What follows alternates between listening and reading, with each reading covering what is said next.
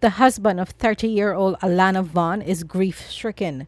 Tagias Kanai now has to be brave for his two young daughters, aged 6 and 1 year 9 months old. Alana was due to give birth to their third daughter early next month, and at the time of the tragic accident, she was on her way to the Mahaicony Health Center for her final prenatal checkup. He was at work at the Camp Street prison in Georgetown, where he is a prison officer, when he received a dreadful telephone call.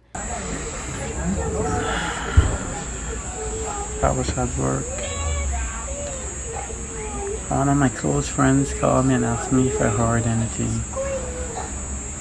I told him no, and he said he heard Alana was in a fatal accident and some other person died, but he said he don't there now. From Camp Street prison to moment before I got a call,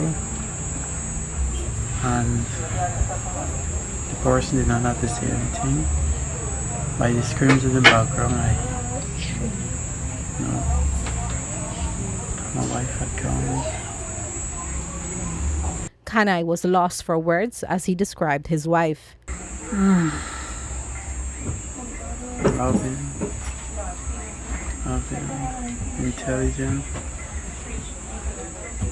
smart, hardworking. There wasn't a thing wrong with her. We were both working to build our dreams when this happened. He now has to be brave for his two young daughters. Vaughn was a career-driven woman, and due to the love and commitment for her job, she received a scholarship to study medicine.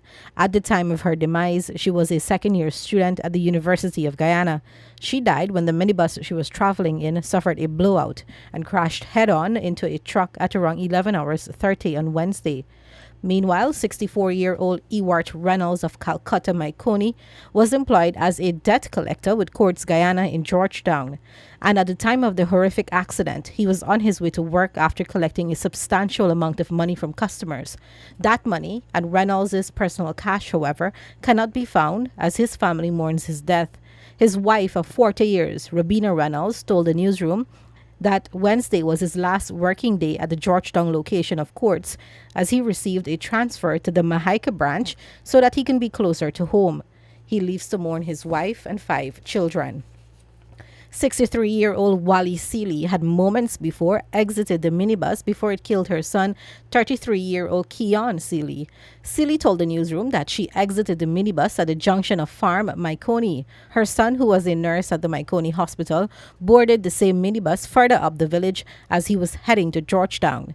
He was described as a man who was in love with his job, caring, and willing to help others. The grieving mother has a message for all drivers. Use the limit, right, slow, and look out for people and be careful. Don't overtake. Take your time and drive on the road, right?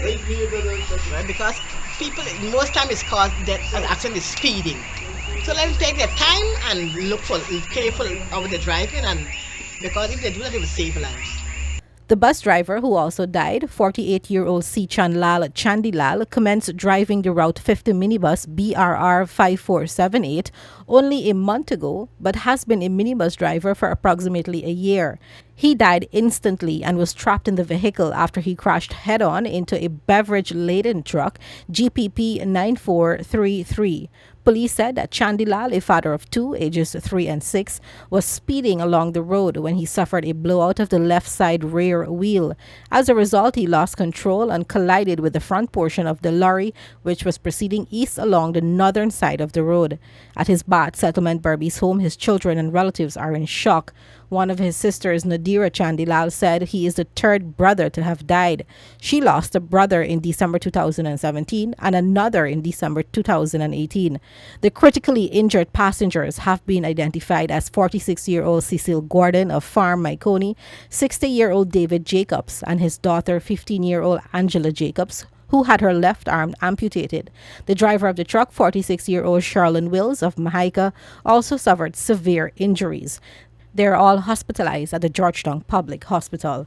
Reporting for the newsroom, Fareeza Haniff.